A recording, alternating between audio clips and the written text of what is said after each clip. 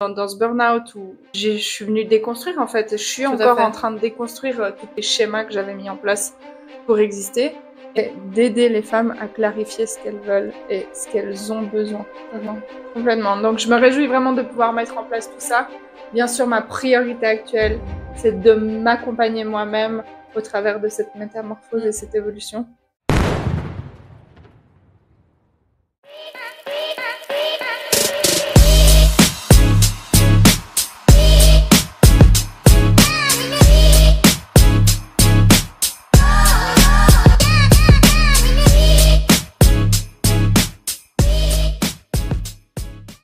J'ai continué à aller dans ce suivi à l'hôpital qui me correspondait pas sur plusieurs points. Plus les suivis avançaient, plus je me braquais et j'arrivais pas à dire stop. Donc j'ai fait les démarches pour aller ailleurs, ça a été encore pire jusqu'à que je dise aux médecins maintenant c'est trop pour moi et c'est terminé. Et c'est là où ils m'ont pris dans les bureaux avec les chefs et un truc de fou, ils étaient face à moi. Je me sentais tellement attaquée, en danger vraiment. Et là, j'étais fière de moi parce que j'ai réussi à mettre un stop à l'entretien, me lever, les remercier et dire maintenant c'est terminé, partir de là-bas, alors que j'avais rien derrière. Et tout s'est enchaîné derrière. Hein. Et maintenant, j'ai deux psys incroyables. Franchement, je suis suivie par 2 psys différentes sur 2 sphères différentes parce qu'il y a la psychologue pour le burn-out et la psychologue pour les abus sexuels et les violences liées à mes relations passées. Et franchement, j'ai tellement de gratitude. Et je vois, et ça fait pas longtemps, ça fait quoi, 3 semaines? 3 semaines que j'ai un nouveau suivi. Mais, je me sens tellement mieux. Enfin, mais je le vois aussi, je le sens. En plus, je suis trop contente d'aller au rendez-vous. Oui, c'est ça. C'est dingue. Même si les rendez-vous sont durs et on va chercher des choses profondes. Et encore hier, je pense que j'ai passé la journée à pleurer parce que ça remuait des trucs, mais je suis heureuse parce que je me sens en sécurité avec ces psychologues et vraiment bien encadrée. Et je pense que tu te sens, j'imagine, bien écoutée et puis très bien écoutée.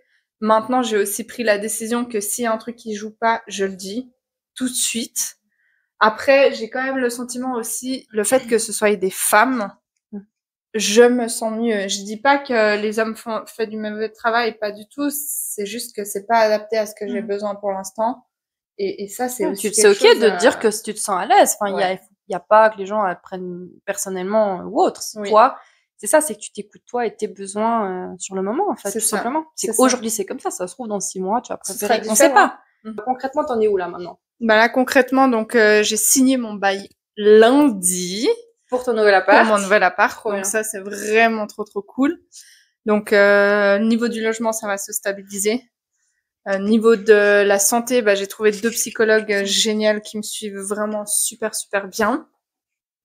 Professionnellement, si je peux, j'aimerais pouvoir vendre le salon de coiffure, mais là, je suis en attente de savoir si j'ai le droit de le faire ou pas. Mon objectif, du moment où ma santé me le permettra, j'ai vraiment envie de lancer mon activité de coaching. Je crois que cette épreuve de vie, elle m'a vraiment permis de clarifier ce que je veux. Là, c'est plus du tout de coiffure. C'est impossible pour moi de retourner en coiffure, vraiment.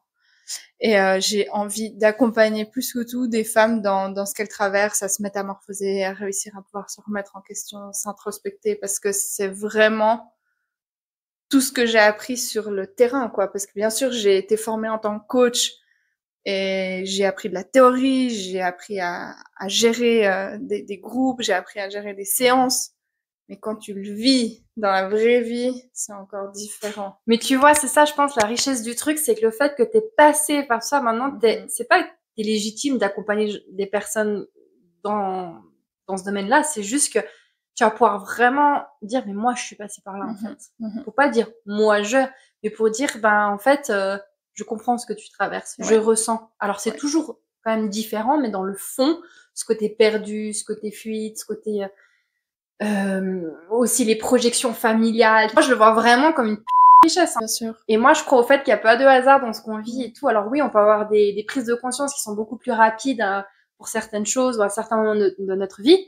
Mais vraiment, ça va être là, tu pars avec un bagage. Je pense que ce sera d'autant plus facile pour toi de connecter avec ça. Concrètement, là, maintenant, ton but premier, j'imagine, c'est de suivre cette thérapie et en parallèle, d'avoir ce temps que tu as à profit pour faire une structure de comment tu veux faire les choses pour ton coaching. Ouais, j'ai vraiment envie d'utiliser en fait mon expérience personnelle parce que je pensais avoir suffisamment de vécu avec tout ce que j'ai traversé avec les hommes. C'était pas sur la même fréquence que sur quoi j'aimerais travailler avec mes clientes. Et je crois que j'avais besoin d'en arriver jusqu'à là, dans ce burn-out où je suis venue déconstruire en fait. Je suis encore en train de déconstruire tous les schémas que j'avais mis en place pour exister et reconstruire quelque chose sur des bases saines. Et c'est ça que j'ai envie d'apporter à mes clientes, qu'elles puissent clarifier ce qu'elles ont besoin, quels sont leurs objectifs, leurs rêves, quels sont leurs points forts sur lesquels travailler.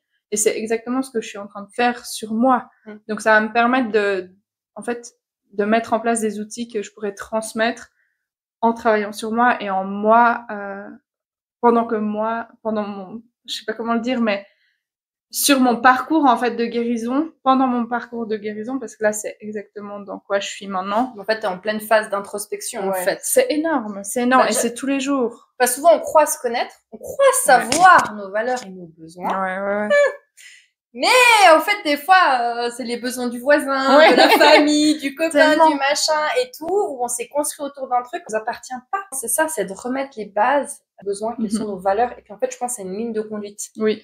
Ça, je pense, le fait que tu vas pouvoir le définir avec les femmes que tu souhaites accompagner. Complètement. Déjà, rien que ça va être juste ouf, en fait. Ça, moi, je pensais vraiment me connaître, avant ce gros clash. Je pensais que, je savais, clash, burn-out. C'est vrai que j'ai de la peine à le dire, burn-out. Ouais, j'ai remarqué plusieurs fois, t'as dit clash, mais il n'y a pas eu de clash avec des gens, hein.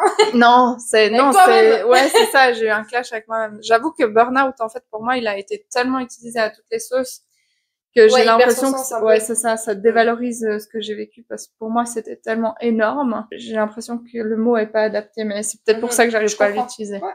Donc, ce burn-out, le fait d'avoir eu cet épuisement, cet arrêt, ça me permet maintenant de savoir vraiment qu'est-ce qui vient de moi et qu'est-ce que moi je veux et pas comme tu disais avant le voisin, le père, la mère, la tante, l'oncle.